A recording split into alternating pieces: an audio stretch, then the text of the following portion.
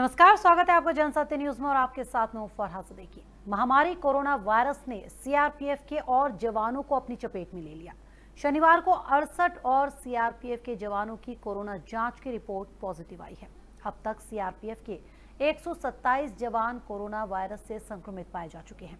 आपको बता दें कि राजधानी दिल्ली समेत कई जगहों पर सीआरपीएफ के जवान तैनात हैं। इन पर लॉकडाउन को ठीक से पालन करवाने की जिम्मेदारी है, लेकिन अब कोरोना वायरस इन्हें अपनी चपेट में ले रहा है।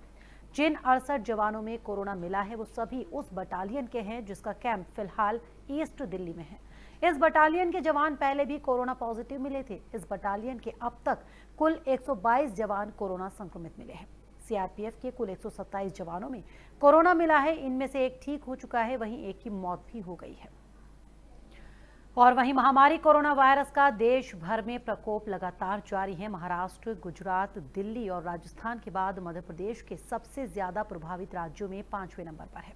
झीलों की नगरी कहे जाने वाले भोपाल में अब तक कोरोना के 15 लोगों की मौत हो चुकी है कोरोना के चलते, जबकि शहर में 508 लोग इससे संक्रमित हैं। हैरान करने वाली बात यह है कि मृतकों में 13 लोग ऐसे हैं जो 1984 की भोपाल गैस त्रासदी से बच गए थे। Bhopal group for information and action की रचना ढींगरा ने भीषण गैस त्रासदी के प्रभावित लोगों के पुनर्वास के लिए काम कर रहे संगठनों के हवाले से ये जानकारी दी है।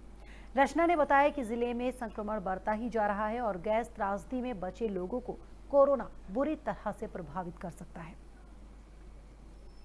उधर मुंबई में मातोश्री के बाहर तैनात 3 पुलिसकर्मी कोरोना पॉजिटिव पाए गए हैं। महाराष्ट्र के मुख्यमंत्री उद्धव ठाकरे का पूरा परिवार मातोश्री में रहता है। तीनों कांस्टेबल को सांता क्रूज में क्वारंटीन किया गया है। इससे पहले उद्धव ठाकरे के घर के बाहर चाय का स्टॉल लगाने वाले शख्स में भी कोरोना के लक्षण मिले थे। बताया जा रहा है कि मातोश्री में तैनात ज्यादातर पुलिसकर्मी वहीं से चाय पिया करते थे। इसी को देखते हुए मातोश्री में तैनात सभी 130 पुलिसकर्मियों को क्वारंटीन कर दिया गया। मामले की गंभीरता को देखते हुए मातोश्री के आसपास के इलाके को सील कर दिया गया और पूरे इलाके को सैनिटाइज करने का काम भी किया जा रहा है। महाराष्ट्र में कोरोना वायरस के मामले बहुत तेजी से बढ़ रहे हैं। राज्य में पिछले 24 घंटों में कोरोना वायरस के 1008 नए केस सामने आए हैं, जबकि 26 लोगों की मौत हो गई है। इससे पहले एक दिन में इतने ज्यादा केस सामने नहीं आए थे। इसके साथ ही राज्य में कुल संक्रमितों की संख्या बढ़कर 11,506 हो गई है, जबकि अभी तक 485 लोग अपनी जान गंवा चुके हैं। वहीं राज्य में एक ही दिन में कोरोना वायरस के 106 मरीज ठीक होकर अपने घर लौट गए। और जामिया मिलिया इस्लामिया ने शुक्रवार देर शाम तत्काल प्रभाव से छात्रों को हॉस्टल खाली करने के आदेश दे दिए। विश्वविद्यालय प्रबंधन ने छात्रों से उन्हें अपने घर जाने के लिए कह दिया है, क्योंकि हॉस्टल में फंसे छात्रों को घर पहुंचाने के लिए सरकार ने गाड़ियों की सुविधा शुरू कर दी है। इसी के साथ विश्वविद्यालय ने गर्मियों की छुट्टियों का भी ऐलान कर दिया है। अब अगस्त में विश्वविद्यालय खुलेगा, लेकिन डेट की घोषणा बाद में की जाएगी। इसके अलावा सितंबर से शैक्षणिक सत्र भी 2020 शुरू हो जाएगा। साथ ही आपको ये भी बता दें कि दाखिला आवेदन पत्र भरने की डेट बढ़ा दी जाएगी। इसकी जानकारी 4 मई के बाद ही दी जाएगी। इसी के आधार पर दाखिला आवेदन पत्र और दाखिला प्रवेश परीक्षा के लिए दिशा निर्देश बनेंगे। इस दौरान लाइब्रेरी और सभी विभाग भी बंद रहेंगे।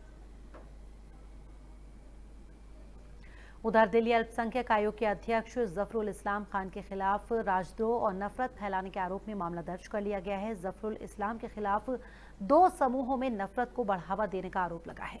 उन्होंने 28 अप्रैल को अपने फेसबुक पेज पर एक पोस्ट लिखा था, जिसमें उन्होंने कहा था कि मुसलमानों पर अत्याचार हो रहे हैं। अगर हिंदुस्तान के मुसलमानों ने इसकी शिकायत अरब देशों से कर दी तो हिंदुस्तान में जलजला आ जाएगा। आलोचनाओं के बाद जफरुल खान ने अपने बयान को लेकर शुक्रवार को माफी भी मांगी थी। उन्होंने कहा था कि मेरा इरादा गलत नहीं था।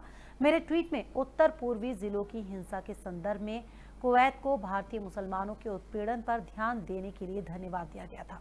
इस बयान के बाद बीजेपी नेताओं ने इस पर कड़ी आपत्ति जताई थी। वहीं नेशनल अल्पसंख्यक आयोग की तरफ से कहा गया था कि ये बेतुका और बचकाना बयान है। दिल्ली सरकार को इस पर फौरन एक्शन लेना चाहिए। तो फिलहाल इस बुलेटिन में इतना ही। हमारे और वीडियोस देखने के लिए जनसत्य न्यूज को सब्सक्राइब करें, शेयर करें और लाइक करें। नमस्कार।